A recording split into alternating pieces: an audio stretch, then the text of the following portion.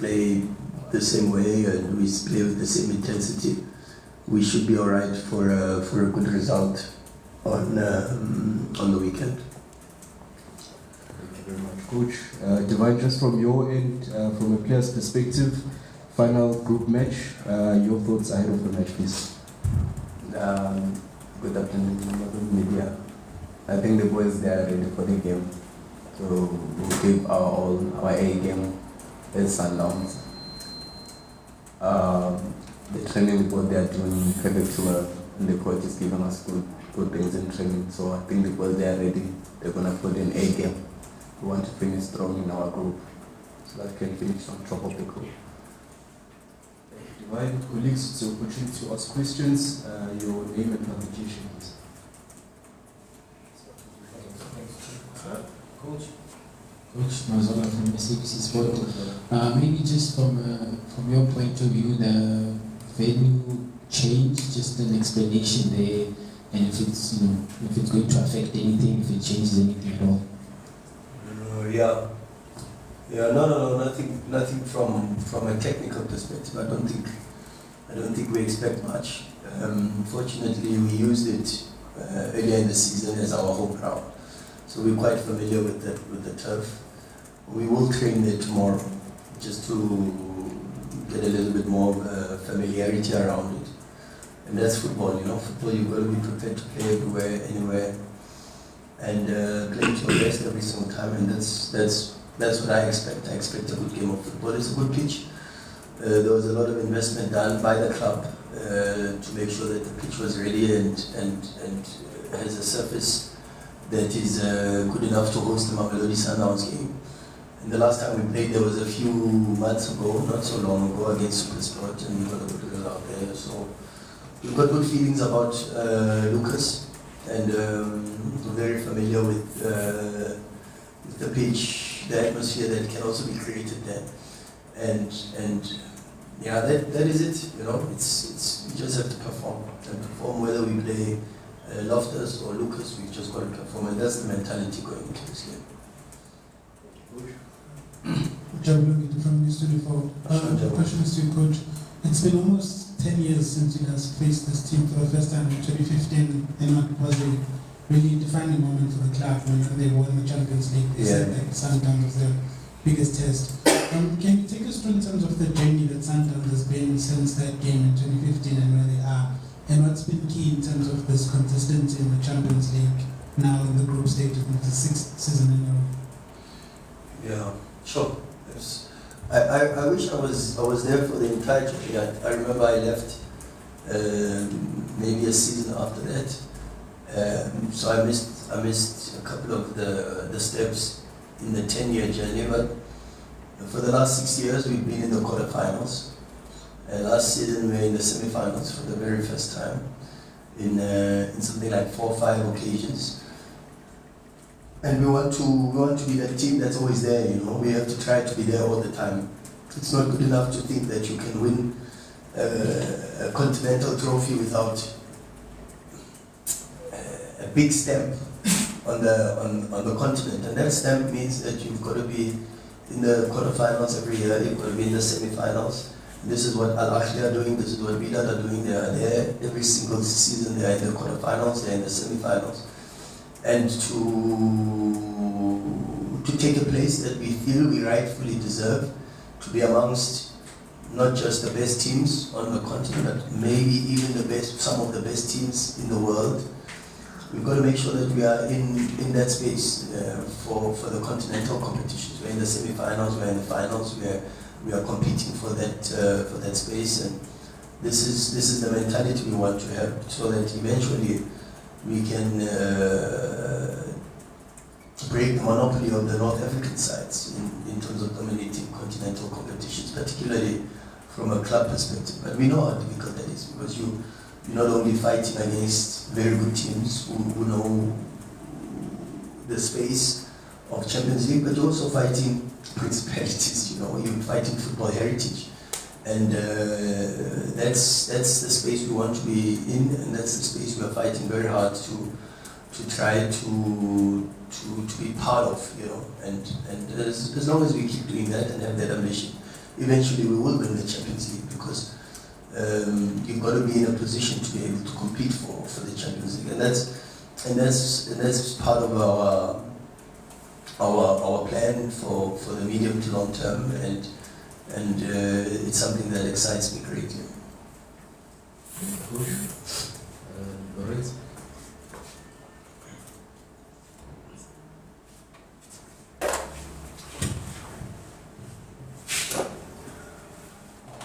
The question is for both. Okay, so Divine, obviously you had a stint away from the club and came back. You had a lot of time on the training pitch with the coach and your teammates to reintegrate. You're obviously playing now in the Champions League. Has it raised your game? Do you feel that it's a higher level than the PSL? Do you feel improvement in your game playing at that level? And then for coach as well, similar question. Is the Champions League a significant level above the PSL? Because you guys have consistently played at that level, at continental level, which, if it is a higher level, explains your results at the domestic scene.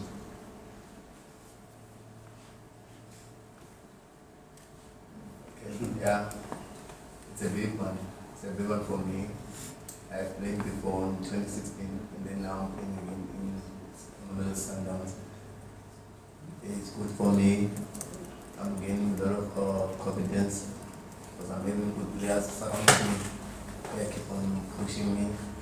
Yeah, and then I think I'm going to try to put my A game, each and every game, for the team, for the club, and for the players and the coaches. Yeah, Lorenz, it's a difficult question to answer, because I mean I would presume that if you were to pose the same question to Carlo Ancelotti at Real Madrid, or maybe even to Pep or Klopp or wherever, some of the big teams on the European space, they would say to you that, of course, winning the Champions League is important. Is the standard higher? I don't know really, because there are games where I feel that we are tested more in the domestic competitions from a tactical perspective, and then there are games where I think we are stretched a little bit more. I think Mazembe is a case in point. I think in Lubumbashi we struggled a little bit to dominate the pitch, whether that was because of the climate or the synthetic pitch. I am not so sure whether it was the physicality, but even though we had a lot of the ball and even though we had a lot of chances, I don't think we dominated the pitch well enough, you know. And the space of Champions League has to be a space for sure that is higher. Although I still also believe that the competition really starts in the quarterfinals. The Champions League competition is when you have the 8 best teams going into the quarterfinals. I think that's when really the Champions League starts. But the DStv Premiership is a very good competition. I mean, we sometimes, it's like this expression that I use with the players. You know, sometimes when you come into your house, you see these sofas that you see every single day, that you devalue them because they are right there in your eyes, and then eventually you put your techies on top, you start to put the plate of food on top of these sofas. Up until you see them, you sell them and you see them in someone else's house. And then you're like, oh, these things are actually very beautiful. And that's the same with the DStv Premiership. A lot of work has gone into making it one of the best leagues in the world. The stats show, and even the number of players that went to represent the DStv Premiership in the AFCON was significantly above the rest of the other countries and domestic competitions or leagues. And then of course you've got to play 30 games, and 30 games means you are really the best of the best, because you play home and away and you play each and every single opponent. So from that perspective, I wouldn't say that the one is better than the other, because I don't think that you are in the Champions League without winning the league title or doing well in the domestic competition. That is to finish first or second. And then And that makes it more important for sure, because it's a means to qualify. And then of course then it's the Champions League is the Champions League, because it's got all the champions. And then that makes it also a little bit difficult. But I think the DSTV Premiership is a strong competition, and one that for sure is a very important competition for us as a football club, just as equally important as the Champions League.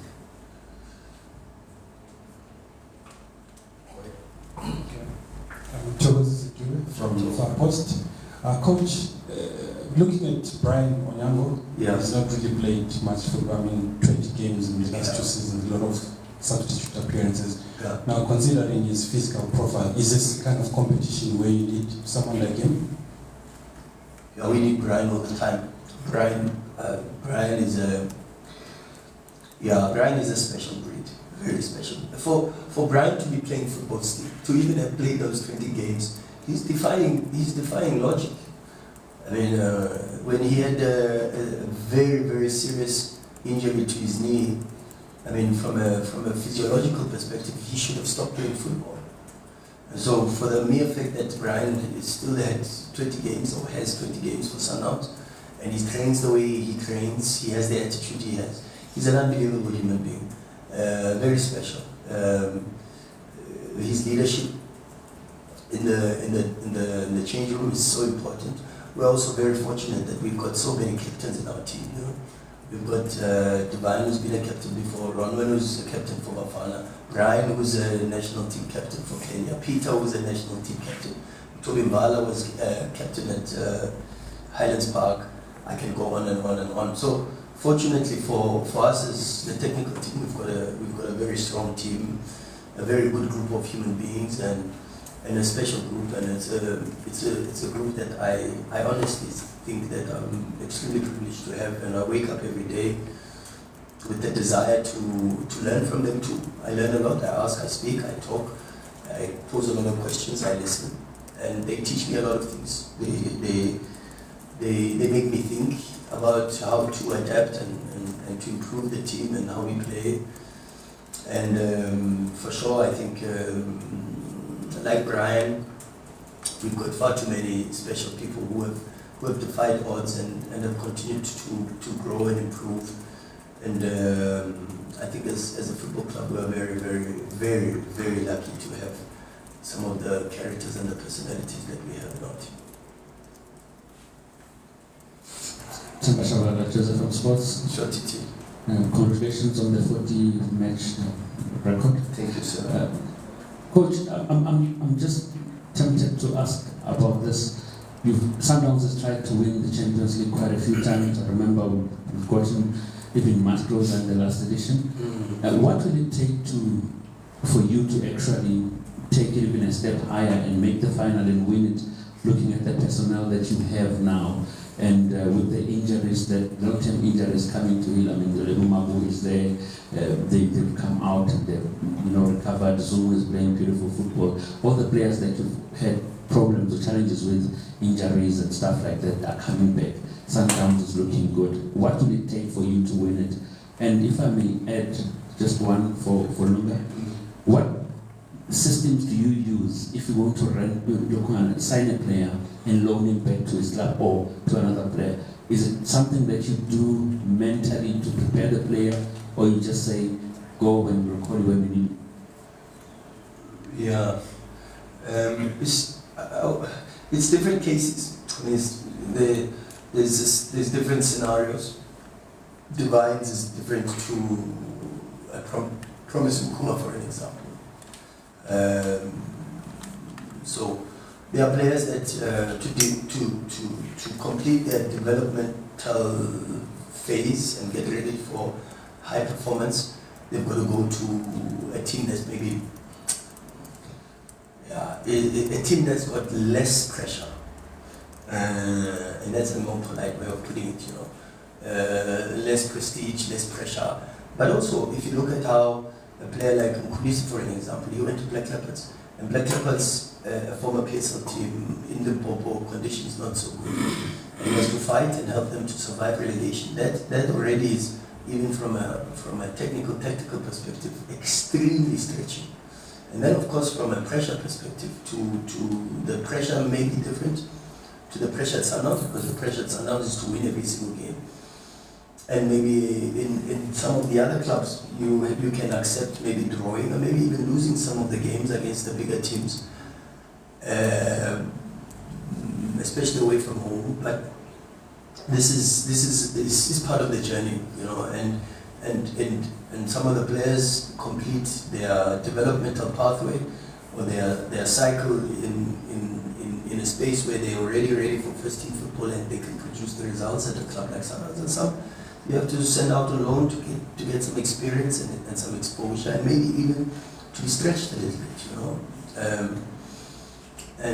So it's not really a cut and paste type of scenario, you know. It's tailored to the needs of the individual, and also the constraints from a legal and a documentation type of perspective, and I think you understand what I mean with regards to Divine. So his story is completely different. What would it take for us to win the Champions League? It's going to take a lot of consistency, a lot of hard work, and also a lot of luck.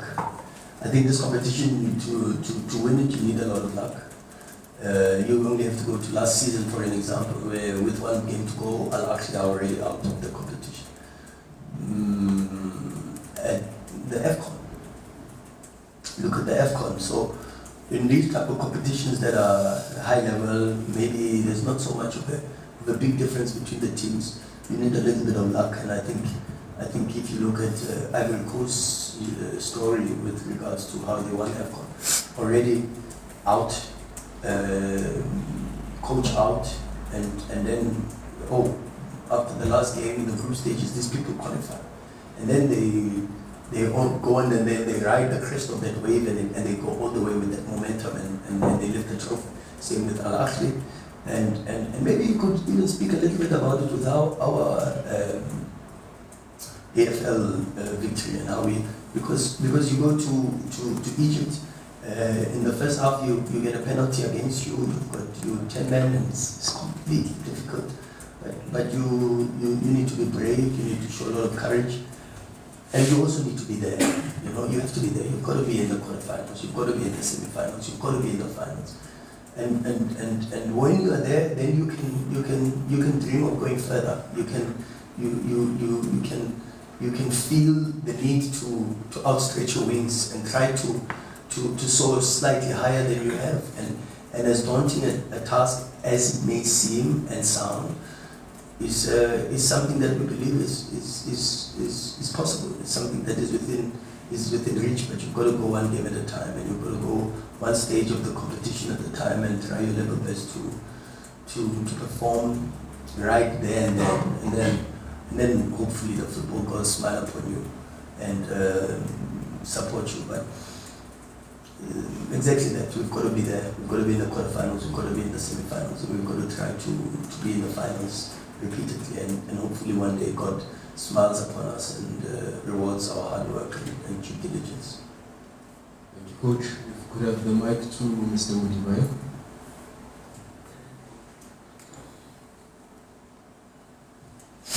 Thank you, Tabanga. Mr. Mudibai sounds old. I'd love to hear from the citizen. I also like Mr. Mudibai. Okay. To Divine, at what point do you guys start thinking about going the whole season unbeaten? I mean, 16 games in from Sundowns' point. I mean, I listened to Tiko on the Pitchside podcast. He says, although you guys will do the rhetoric of one game at a time, but after 15 games, you surely start talking about it and start thinking about it. And to the coach, I'd say the first only shot was winning the AFL. And I remember after losing to TP Mazembe, you were accused by the media that side, and you felt disrespected. They said you lost the game on purpose. But would you say, you guys are playing for top spot against Mazembe, would you say beating them now would send a strong message to all the other big hitters in the competition to say, look out for us in the knockout phase? Yeah, I think if you still have to send a message, then there's something wrong. Really, I think if people I always say it. I mean, it's the same thing. It's the same thing I get asked sometimes about Peter Lechaluli. Are you worried about? No, I'm not worried, because Peter has proven that he will score, and Peter will score. I have no doubt about it. Sundowns have proven that they are one of the best teams on the continent, and we will win the Champions League. Eventually, we will win the Champions League. What we have to do is we have to make sure that our performances are good enough, we are consistent, and we work every single day hard to put ourselves in that position. That's what we can concentrate on and we can control. The rest is up to God Almighty. You know, what God tries to. It's a biblical principle. You know, men plan and do everything that they can to reach a certain, but it's God who decides, and that's a biblical principle. So you've got to always live in hope and faith, which is an extremely important part of being highly spiritual or in that space from a religious perspective. But that's where we are. You've got to work hard, put yourself in a position to receive, and when God says yes, hopefully you are ready and you can receive the blessings. The worst thing in life is to be presented with an opportunity and not be prepared. That's the worst thing in life. The feeling of regret haunts you for forever and ever, because you don't always get these opportunities, and so we've got to be in a position where we are ready for the blessings that can be bestowed upon us as a reflection of our hard work and the amount of hours we put into this job.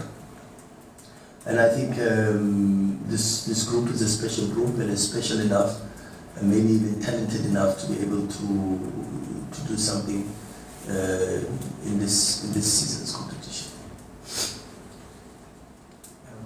I think as far as they are like Sundowns, we have to win each and every game. The effort that we put in the field, each and every training, I think that's where the big blessing are coming from. Because we have to win each and every game. The focus is to win each and every game. Doesn't matter whether it's a small team or big team, but we want to put in game so that we can win. Because we always train to win. No one like to lose. Every team wants to win, but as for the Sundowns wants to win every game that we play. Whether it's a friendly match or a league game or a cup game, we have to. Goodbye, Siastana here from the Sunday World. You've introduced yourself, you've reintroduced yourself at Mamelodi Sundowns, and one would say you are a completely new signing. How delighted are you with your recent performances, and that you're now getting minutes that you've always wanted, and then how important will it be for you to make sure that you maintain the standard and cement yourself yourself in the team, and to the coach, just to add on It's already two questions. We need to give our conversations. Okay. For me, I'm happy to be here. I'm to be happy. The good thing that I can say, the people that they are surrounded in this team, everyone, the technical manager, the players, everyone was kind to me. First day when I arrived here, it was the same thing. Then the same story when I came back, they were telling me coach. And then I was training with the team, so there wasn't different with me, because I was part of the team. That was a matter of time, and then now I'm playing. Not that I wasn't training or I was sitting at home, I was training with the team here, and then go back home, and then I would do my extra work so that I get ready for my time. When my time comes, I produce what I have in the pitch.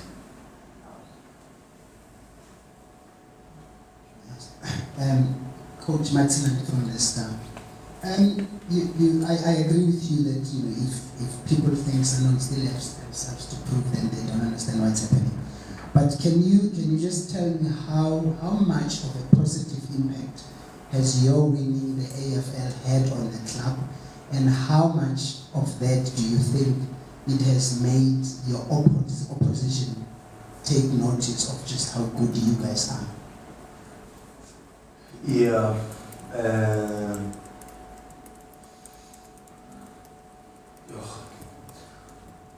I think it has. I mean, you only have to look at South Africa's performances at AFCON, and many of those players that made incredible contributions at AFCON are players that were part and played a huge role in Sundowns' winning of the AFL. What it does give you is a target on your back. And I speak to the players about this all the time. I said to them, immediately after we won the AFL, I saw Maseko put a status on WhatsApp immediately after. He said, "I really do not believe what I've just done," and I screenshotted it and I've saved it because sometimes players don't realize that blessings and burdens are cousins, and the blessing of having won the AFL comes with the burden and the responsibility of having to carry this target on your back all the time, where everybody wants to beat you and everybody wants the bragging rights to say we were the first or we beat.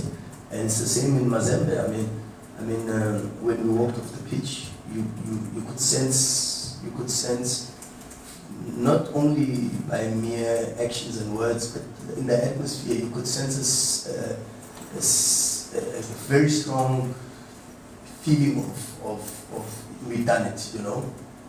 And for some teams, just to beat the defending AFL champions or to beat Mamelodi Sundowns is as worthy as winning a trophy, you know. So it's the responsibility that comes with it that really is what I focus on, and that responsibility is what we try every single day to work towards, is to make sure that we are a completely difficult team to play against. We respect every single opposition. I mean, you've got to look at this TP Mazembe side, and you look at the quality that they have from the back. I mean, Keita, I think, is probably one of the best players. He played for Mauritania, you saw already. Young, aggressive, at right back. Oladapo, incredible motor capacity. The fire up front, Traore up front, Fofana up front, speed, aggression, left foot, right foot, shots from range, very, very good teams. But we know we have to do our homework, and we have to make sure that we give the players enough information to be able to fight and put ourselves in a better position than we were last season. I would take the current situation as it is with open arms, because when I look at where we are, number one in the league, with games in hand, and it's the same story, but they are not number one. And I'm talking about Mazembe is not number one. They've got games in hand, sure, but not number one in their own domestic league. Pyramid's not number one in their own domestic league. Not even Al-Ahli is number one, even though they've played half the number of games in their domestic competition. We've already got a trophy. We were in the final of the NTN 8, which is something we didn't do last season. And now we've qualified for the quarterfinals, and now we try to finish on top of the group. We've reached another benchmark and a target of ours, which was to obtain 10 points.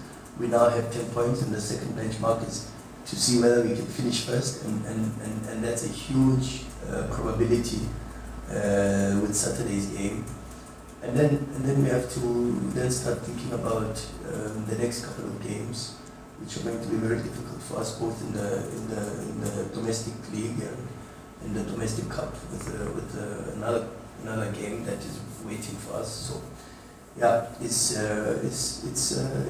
tough, but that's the wind blows hardest on the top of the tree, and we dared to dream, and we dared to start climbing, and now we've got to deal with not just the benefits of looking down on everybody, but also the pressure that comes with it.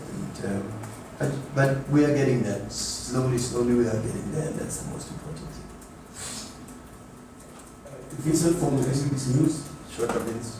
Coach, what kind of approach do you think Mazembe will employ on the weekend? If you look at the fact that they seem to do well at home. I mean, they will beat teams like 5-1. In the second leg, even the Champions League, in the second leg, they will draw or lose. Even when they beat Moscow United, telling the Perfect Cup, they won comfortably at home, but they drew here away from home.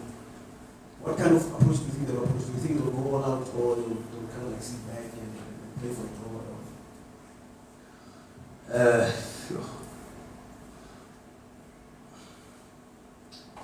It's difficult to say and to preempt, and I'll tell you why. Because when you analyze the games, when they've got a bit of pressure away from home, they've got the profile, and they've got centre backs. Mukonko, for an example, is a beast around the box. He gives nothing away. Fati, the goalkeeper, a great shot stopper, great reflexes. They're a team, Lekonza in the midfield, Oladapo. They're a team that is very comfortable to sit behind the ball. Very, very low block away from home. Very comfortable low block away from home. That looks for the long ball and maybe even the second phase to be able to spring a powerful counter-attack where Ntimba and Keita can join on transitions. With the fullbacks very aggressive, and then they put the balls into the box, or maybe even diagonals where they release Fofana, they release Fire, they've got a Traore, even the physicality, the speed, and the profile of that team. But this game they've got nothing to lose. They come into the game, they've qualified, and so maybe they try different things and they explore, and that's what we have to deal with. I don't think that there is a certain way that they will come with it. I think there's a little bit of less pressure on them because in the AFL they didn't do so well. They were knocked out already in the quarterfinals or the first round. And so qualifying for the knockouts for the Champions League is probably a big achievement for them already. And I think for them, whether they finish first or second, I don't think it's a very, very important thing, because I think the most important target for them was to get out of the group, and they've done that. So whether they'll come at us, I haven't seen them with that personality except in their home games in the domestic competition. I mean, the last 3-4 games, there was 8-0, 6-1, 5-1. In the games that I watched in the domestic competition, they are scoring goals for fun. So we know how difficult it can be for us against this team.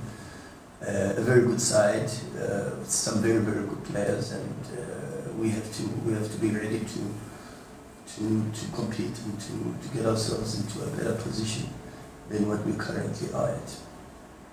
Let's go to take the last question. You spoke about one of the things that you want to achieve is obviously break the monopoly of the North Africans. And part of that would obviously mean spending as much as they do in terms of acquiring their talent. So how do you reconcile that what Sundowns spend in terms of domestic highs, it's viewed as quite a lot, but when you look at the space that you're competing in and the budgets that the likes of Wydad, Pyramids, and even Ali have, you guys are probably among the poorest. So how do you sort of reconcile that you have to spend to be at that level, but in the domestic fund you are seen as doing something that is upsetting the audience and comes under quite a lot of criticism?